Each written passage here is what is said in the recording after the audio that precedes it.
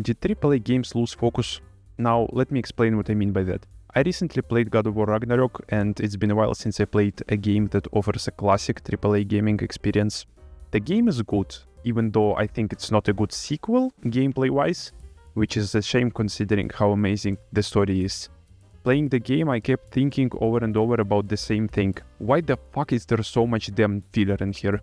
When people think about a modern God of War game, what do they want? They want combat, they want story with awesome cutscenes, character interactions, cool boss fights, and epic set pieces. So here's my question.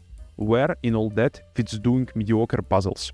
So much of this game just feels like doing chores to get to the actual good part. If you cut all of this pointless, oh Kratos, throw an axe at the water to freeze it and make a wheel turn. If you just get rid of that, the game's experience would feel so much tighter and better paced with no downtime. Since this is a game with an insane budget made by one of the biggest studios in the industry, shouldn't it aim at delivering the best experience for consumer possible? You know what I personally think? I don't think that this is a decision made by people who actually work on the game. I believe that it's someone from higher up telling the developer, hey, you better make that bitch longer. And I honestly don't know if I can blame them for that, because it seems like that's what gamers want. A lot of people think that $1 for a game equals an hour of gameplay, and that if a game isn't long, then it's not worth paying for that. Now, let me clarify, I'm the last person to defend big AAA studios. The pricing of games, the conditions in which developers have to work, there is a lot of problematic stuff that I might talk about some other day, but it just deeply saddens me that we get games that could be so much better if they just cut all of the pointless shit out of them and made them shorter. When Spider-Man 2 came out, I honestly fucking respected that game without even playing it, because they released a game that was like 15 hours and I remember people being mad about that. You can think whatever you want about PlayStation's Spider-Man as a game. At the end of the day, this is just your default third-person action. It's a fun blockbuster game, it delivers what it has to, and I think that's perfectly fine, but this game clearly goes off the track and loses its focus as well. What the hell are those Mary Jane missions, man? Who likes them? You can't argue that this is not just filler content, and they brought it back in the sequel, even though people hated them. However, there is a part of this game that I think is absolutely phenomenal.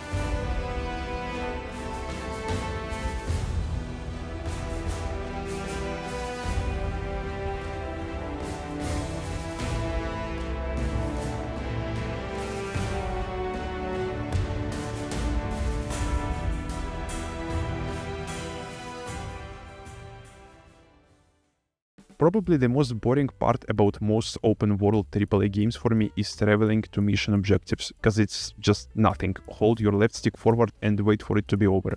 Spider-Man, on the other hand,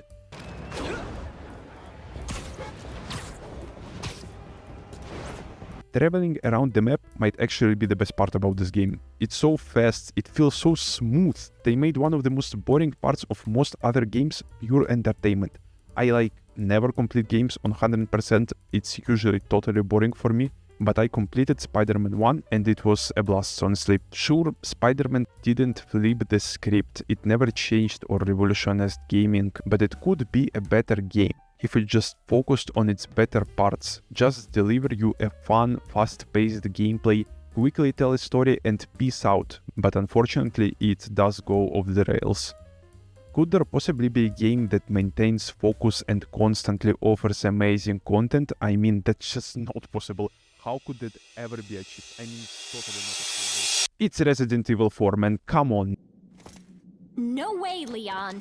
Way? I genuinely believe that Resident Evil 4 Remake might be an example of a perfectly paced modern action game.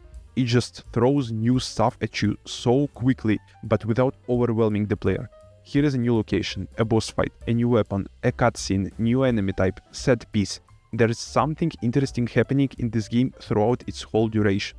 The gameplay loop is awesome and they keep introducing new stuff that makes it feel fresh.